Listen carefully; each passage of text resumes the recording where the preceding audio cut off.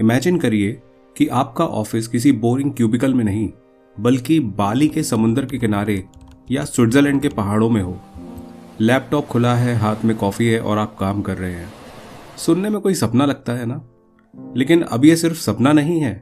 आजकल एक नया ट्रेंड बहुत तेजी से चल रहा है, जिसे कहते हैं डिजिटल नोमैड वीज़ा। ये दुनिया भर में काम करने का न्यू नॉर्मल बनता जा रहा है। आइए सबसे पहले समझते हैं कि ये डिजिटल नोमैड आखिर भला क्या है। सिंपल शब्दों में ये वो लोग हैं जो टेक्नोलॉजी का यूज करके अपना काम करते हैं, लेकिन किसी एक शहर या देश में फिक्स नहीं होते। आज दिल्ली, कल दुबई, परसों पेरिस और फिर कोई और देश। यानी ये वर्क फ्रॉम होम नहीं, बल्कि वर्क फ्रॉम एनीवेयर है। और आपको जानकर हैरानी होगी कि रिपोर्ट्स के मुताबिक भारत में ही लगभग 19 लाख लोग इस कैटेगरी में आते हैं। अब आप पूछेंगे कि हम नॉर्मल टूरिस्ट वीज़ा पर जाकर काम क्यों नहीं कर सकते? यहीं पर सबसे बड़ा फर्क आता है। टूरिस्ट वीज़ा और डिजिटल नोमैड वीज़ा में ज़मीन आसमान का अंतर है।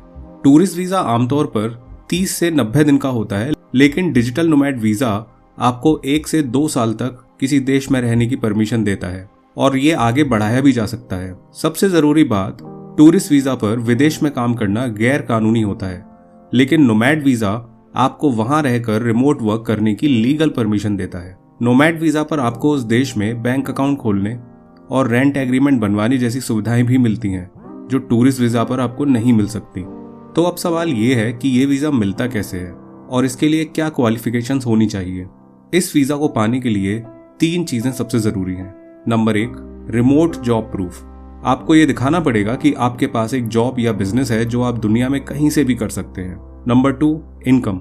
हर देश का नियम अलग है, लेकिन आमतौर पर आपकी मंथली इनकम $1500 से $4000 के करीब होनी चाहिए।